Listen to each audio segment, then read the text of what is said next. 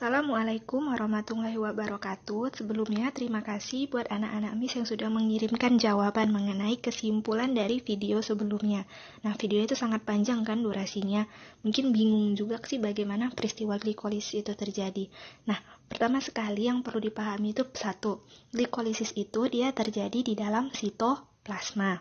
Baru pengertian dari glikolisis adalah pemecahan molekul glukosa dari atom karbon 6. Ingat, glukosa itu apa rumus kimianya? Ya, C6H12O6. Dari atom karbon 6, gitu kan, glukosa dari atom karbon 6, kita hitung ya C-nya berapa. Nah, jadi kalau 6 dia berbentuknya heksagonal. Heksagonal berarti C-nya 6, 1, 2, 3, 4, 5, 6.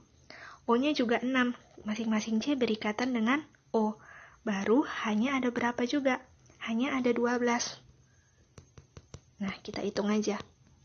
1, 2, 3, 4, 5, 6, 7, 8, 9, 10, 11, 12. Nah, jadi ini adalah ikatan rumus kimia dari glukosa. Jadi proses perombakan molekul glukosa yang semula dia beratom 6 menjadi beratom 3 yang dinamakan asam pirufat. Nanti kita bahas video berikutnya ya.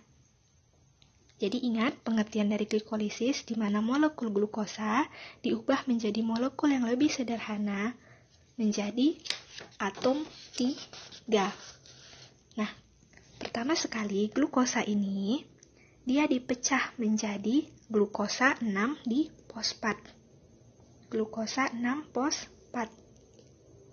Nah, kenapa sih ada namanya fosfat gitu? Kenapa ada fosfat? Karena ATP memberikan P-nya. ATP ini dia memberikan P-nya. Gitu, makanya dinamakan 6 fosfat. Nah, apa sih beda dari ATP dan ADP gitu? ATP adenosin trifosfat. Adenosin trifosfat. ATP merupakan ikatan 3 molekul fosfat dengan senyawa adenosin. Lalu, adenosin ini dia terdiri atas adenin dan glukosa. Nah, ikatan ATP ini tadi, dia ini bersifat labil. Mudah melepaskan gugus fosfatnya. Jadi dia bersifat labil, mudah melepaskan gugus fosfatnya. Sehingga terlepaslah satu gugus fosfat, mengakibatkan ATP tadi dia berubah nama menjadi adenosin difosfat. Ingat ATP tadi kan trifosfat, 3 fosfat. ATP tadi kan 3 atom fosfat.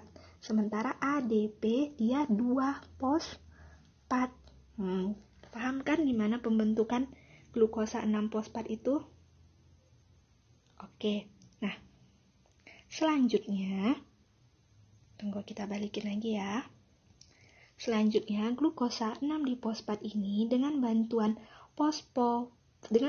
enzim ini dia berubah menjadi fruktosa 6 fosfat. Oke, selanjutnya fruktosa 6 fosfat ini dengan bantuan enzim dia akan mengubah menjadi fruktosa 1,6 bifosfat. Nah, kok jadi bifosfat lagi gitu kan? Tadi di sini fosfat, ini kenapa jadi bifosfat lagi? Masih ingat kan reaksi tadi dia terjadi? Masih ingat kan reaksinya? Kenapa dia jadi bifosfat? Ya, benar. Adanya ATP. Nah, ATP ini dia memberikan P-nya kepada ADP. Jadi kita butuh 2 ATP ya. Yang pertama waktu pembentukan glukosa menjadi 6 fosfat. Yang kedua pembentukan fruktosa 1,6 bifosfat. Oke, jadi ada 2 ATP yang kita perlukan. Selanjutnya masuk ke tahap berikutnya ya. Nah, pada tahap keempat ini adalah reaksi yang menjadi sumber nama bagi glikolisis, di mana enzim aldolase dia itu membelah molekul gula menjadi 2 gula berkarbon 3, yaitu ada gliseraldehid dan ada dihidroksiaseton fosfat. Nah, disinilah awal pembentukan dari proses glikolisis, di mana aldolase, di mana fruktosa 1,6 bifosfat ini dengan bantuan enzim aldolase dipecahlah menjadi 2 molekul glukosa, yaitu gliseraldehid dan dihidroksiaseton fosfat. Gitu. Nah, jadi pada gliseraldehid 3 fosfat gitu kan, tetap sama ya, fosfatnya tetap ada. Ikatan karbonnya juga tetap sama. Nah, pada gliseraldehid di fosfat gitu kan, ini terdapat terdapat NAD. Nah, NAD ini dia datang meminta H. Sehingga pada siklus ini diberikanlah H menjadi NADH gitu. Di mana NAD dia berikatan dengan hidrogen menjadi NADH. Lalu reaksi ini juga sama, pada gliseraldehid kan terjadi pemberian atom H atau hidrogen. Nah, begitu juga di reaksi dihidroksiaseton, terjadi pemberian H di NAD. Jadi hasilnya itu yang pertama, pada siklus glikolisis itu ada 2 NADH. Nah, NADH-nya itu dari mana? Gitu kan ya, dari sini tadi, dari gliseraldehid dan dari hidroksiaseton fosfat. Kenapa 2 gitu kan? Nah, masing-masing gliseraldehid dan ini dia menghasilkan 1 atom NADH. Oke, sampai sini paham? Kemudian dikasihlah sama 3 bifosfat, sehingga 2 asam difosfat yang di sini tadi dikasih ke ADP dan terbentuk. Jadi di hidroksiaseton juga sama, di mana adenosin difosfat datang meminta fosfat, kemudian dikasihlah sama 1,3 bifosfogliseral, sehingga ADP ini tadi yang dia aturan 2, ingat ya, di fosfat itu kan 2, berarti dia memiliki 3 atom fosfat. Nah, jadi paham ya, di sini di gliseraldehid dapat 1. Di gliseraldehid dia dapat 1 ATP. Gitu kan? Nah, di hidroaseton itu dia juga dapat 1 ATP. Fosfogliserat gitu kan, dengan bantuan enzim enolase. Nah, enzim ini menyebabkan ikatan ganda terbentuk dalam substrat dengan melarutkan 1 molekul H2O dari asam. Dengan melarutkan 1 molekul H2O atau molekul air menghasilkan fosfoenol pirufat atau PEP. Nah, kemudian reaksi terakhir dari glikolisis menghasilkan lebih banyak ATP dengan cara mentransfer gugus fosfat dari PEP ini tadi ke ADP.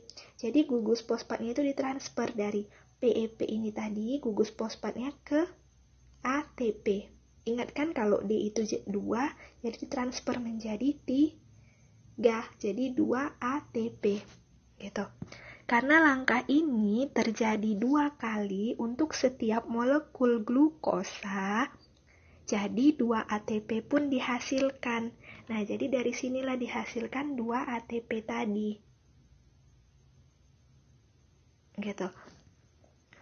Baru kemudian glikolisis ini dia kan menggunakan 2 ATP dalam fase pertama dan fase ketiga kalau nggak salah. Dia menggunakan 2 molekul ATP. Nah, selanjutnya dia menggunakan 2 molekul ATP. Nah, pada tahap ini dia menghasilkan 4 ATP dalam fase pembayaran atau pada tahap 7 dan 10. Jadi 4 ATP yang tadi diperoleh, ini dia dapat 4.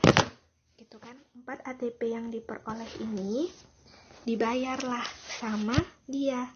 Dimana 4 kurang 2, jadi hasilnya 2 ATP lah yang dihasilkan. Gitu. Paham sampai sini? Jadi, glukosa telah diuraikan dan dioksidasi menjadi 2 molekul pirufat.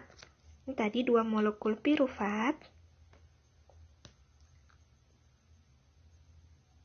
Lalu, 2 molekul ATP. Nah, produk molekul pirufat ini merupakan produk akhir jalur glikolisis. Jadi, jika terdapat oksigen, gitu kan, energi kimia dalam pirufat dapat diekstraksi melalui siklus asam sitrat. Nah, jadi kalau ada oksigen, berarti tahap selanjutnya bakalan berlangsung, yaitu menuju dekarboksilasi oksidatif, siklus Krebs, dan transport elektron jika terdapat oksigen. Jadi, kalau tidak ada oksigen, gitu kan, dia akan terhenti dan masuk ke tahap fermentasi. Nah, jadi kesimpulannya itu pada siklus glikolisis. Paham sampai sini? Oke, terima kasih.